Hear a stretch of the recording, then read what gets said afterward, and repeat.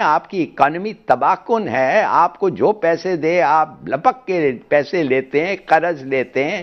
سعودی عربیہ کا دماغ میں اور یو اے ای کے دماغ میں ان کا بیٹھا ہوا ہے کہ آپ کو وہ خرید سکتے ہیں. بہت سارے اسلامی ملک آہستہ آہستہ اسرائیل کو تسلیم کرتے چلے جا رہے ہیں, اور یہ بھی خبریں آتی رہی ہیں کہ شاید پاکستان پر بھی کہیں نہ کہیں سے دیکھا اندیکھا کوئی پریشر یا پھر انسینٹیوز, لالچ کہیں نہ کہیں سے پاکستان کو گھیرے ہوئے ہیں. میں سمجھتا ہوں پریشر ہے, اور میں آپ کو بتاتا ہوں پریشر ہر وقت رہا ہے.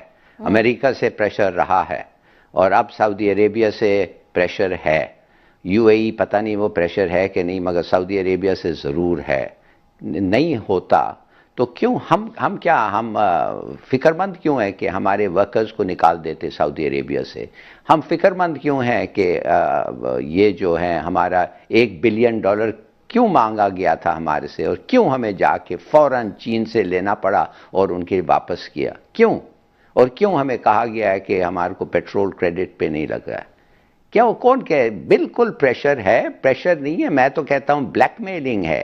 بلیک میلنگ ہے. بلیک میلنگ کا مقصد یہ ہے جب لوگوں کو پتا ہے کہ ہم نے ایک سٹانس لیا ہے اور ہمارا ایک پرنسپل سٹانس ہے. ہم نے کیوں لیا یہ سٹانس؟ ہم نے اس لیے یہ سٹانس لیا کہ ہم نے پوری دنیا نے سٹانس لیے. اس میں 2 اسٹیٹ سلوشن ہے. ایک پیلسٹینین سٹیٹ ہوگا اور ایک اسرائیلی سٹیٹ ہوگا, اور وہ پیلسٹینین سٹیٹ وہ نہیں ہوگا کہ ہر جگہ اسرائیلی سیٹلمنٹس ہو. موت ایٹن پیلسٹائن نہیں ہوگا. وہ پیلسٹائن ہوگا جو فلسطینی خود پی ایل اے اس کو مانتا ہے.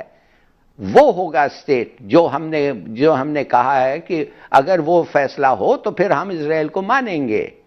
دوسری بات یہ ہے کہ آپ مجھے بتائیں, اگر آپ اپنا وعدہ سے ہٹ گئے تو آپ انڈیا کو کیوں کہتے ہیں کہ وہ اپنا وعدہ پورا کریں؟ آپ ہٹ گئے اور انڈیا کی کہہ رہے ہیں آپ پورا کریں کشمیر پہ. وہ کہے گا بھول جاؤ, تم نے تو کر لیا ہے, اب فنش فورگیٹ اٹ.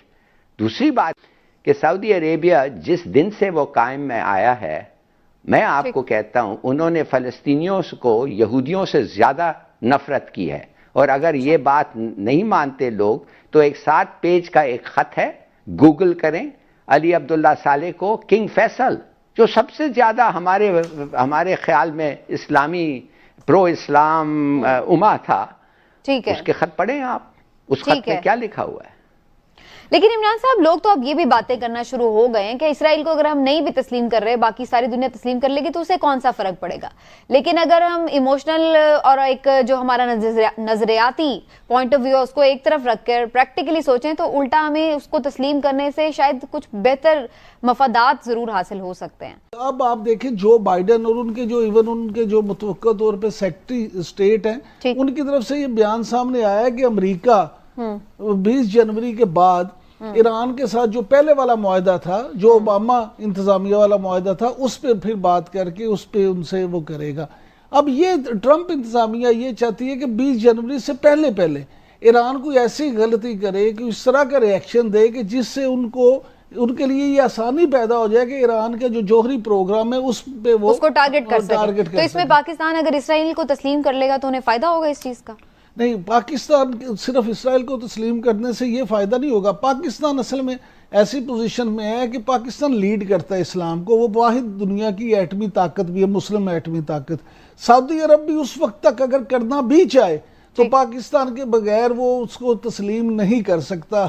لہٰذا یہ سارے جو معاملات ہیں, اس لیے بھی میں اس بات پہ ہلالی صاحب کے ساتھ 100% متفق ہوں کہ جس ملک پہ اسرائیل کو تسلیم کرنے کے لیے سب سے زیادہ دباؤ اور پریشر ہوگا وہ پاکستانی ہے. ہلالی صاحب, آپ کا جو ایران اور اسرائیل کے معاملے پر عمران صاحب نے پوائنٹ آف ویو دیا, اس پہ کیا پوائنٹ آف ویو ہے, اور آپ کیا سمجھتے ہیں پاکستان کا اس سارے سلسلے میں کیا کردار ہو سکتا ہے؟ دیکھیے, پہلی چیز میں آپ کو بتا دوں کہ 1990 میں مئی میں اسرائیل نے ہمارے نیوکلیئر ری ایکٹرز پہ حملہ کرنے والا تھا. ان کے پلینز ریڈ سی کے اوپر سے اڑ کے امرتسر میں لینڈ کرنا تھا, ریفیول کر کے کہوٹا کو انہوں نے بام کرنا تھا. دیکھیے یہ لوگ ہیں, ان کو سمجھیے, تھوڑا سا انڈرسٹینڈ. دوسری بات یہ ہے کہ یہ تو 50 دن ہے ٹرمپ, ٹرمپ, سعودی اور اسرائیل, انہوں نے کب سے یہ کیا ہوا ہے. تو اسرائیل بس دیٹس انف، وہ کافی ہے ان کے لیے. دیکھیے میں اور آپ کو ویسے بھی بتا رہا دیکھیے ہوں یہ تو کہ سوال بن جاتا ہے نا لالی صاحب کہ بھئی آپ کیوں ٹھیکیدار بنے پڑے ہیں ہر جگہ لوگوں کے ساتھ پنگے لینے میں. ابھی تو یہ بھی خبر تھی کہ جب یہ 27 فروری والا واقعہ ہوا تھا، انڈیا نے جو پاکستان میں جیٹس بھیجنے کے لیے وہ جو 2-4 درخت گرائے تھے، اس میں بھی ہے کہ جی اسسٹنس تھی اسرائیل کی پوری. ریکگنیشن ہونی چاہیے، نہیں ہونی چاہیے، ہو کیوں رہی ہے بار بار یہ بات؟ اس لیے کہ آپ ایک ویک کنٹری ہیں، آپ ایک کمزور ملک ہیں، آپ کی اکانومی تباہ کن ہے. آپ کو جو پیسے دے آپ لپک کے پیسے لیتے ہیں، قرض لیتے ہیں. سعودی عربیہ کا دماغ میں اور یو اے ای کے دماغ میں ان کا بیٹھا ہوا ہے کہ آپ کو وہ خرید سکتے ہیں.